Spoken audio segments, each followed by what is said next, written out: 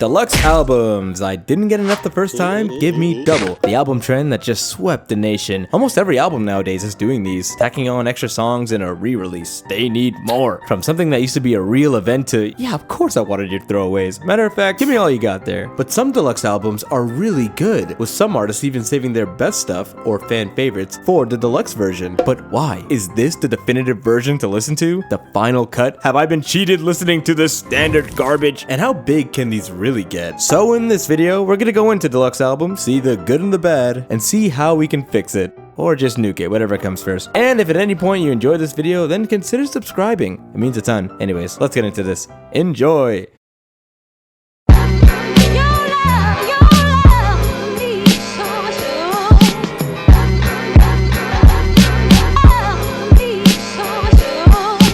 I hate when I finish an album that's supposed to be complete and think, man, do I wish I had 20 more songs. Well, luckily for me, the music industry heard my cries and has got me covered, as they've solved this little issue of mine with deluxe editions. Deluxe albums back in the day used to be somewhat of a novelty, with deluxe versions only really coming out when an album was really successful or when the artist/label wants a new version or pressing with extra stuff added. But that's different from special editions of albums, which I'll save for another time. The idea of the deluxe edition is to give you more music to complement the finished album.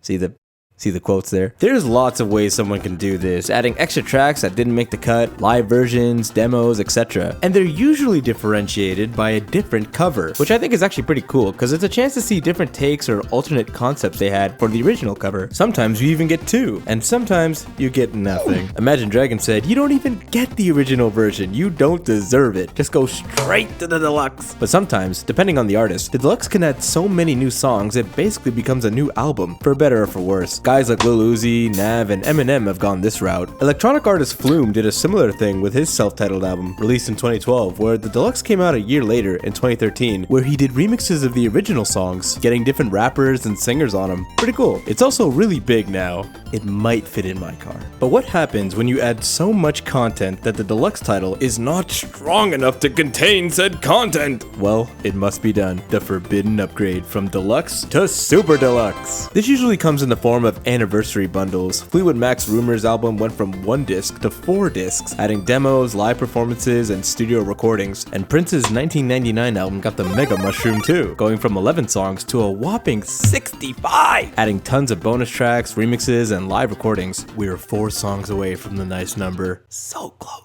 In the mid-2010s, when streaming was breaking ground, deluxe editions were only there to serve as a substitute for standard versions, if they existed already. An example of all of this would be Drake's 2013 album Nothing Was the Same. When that came out, that album had 2 versions, the original with 13 songs, and the deluxe edition, which added 2 more. But if you got it at the best boy, there was 1 more song added, that being The Motion, featuring an up-and-coming Sampha. Sorry, Target enjoyers, no Sampha for you. But wait, is on the original version?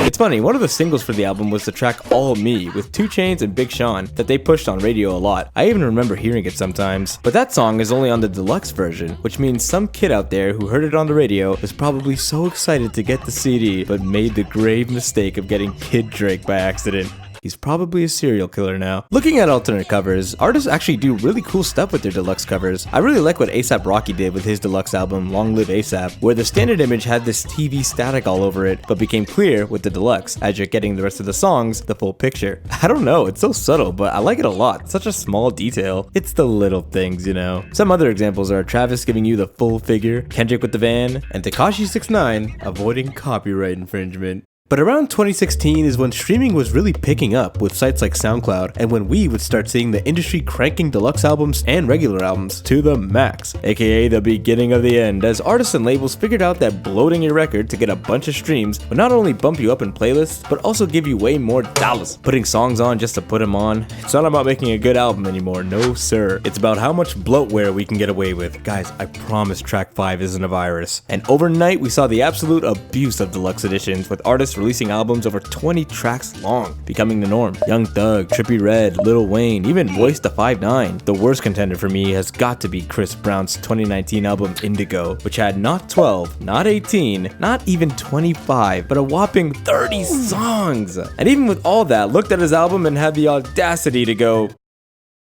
more. A deluxe edition, adding another 10 songs. 40 songs, dude! Are you out of your mind? Who needs that much Chris? Because in this influx of songs, we lost something some would say is pretty important to the art of the album.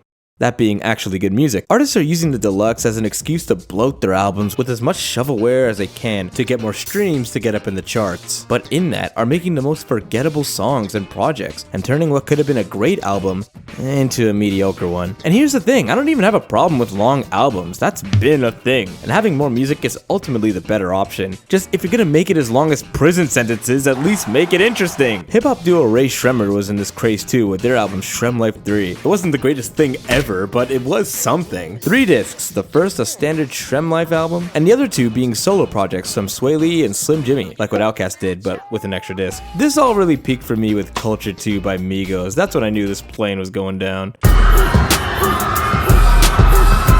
And remember when I mentioned different covers? Well, how about just taking the album cover and inverting it?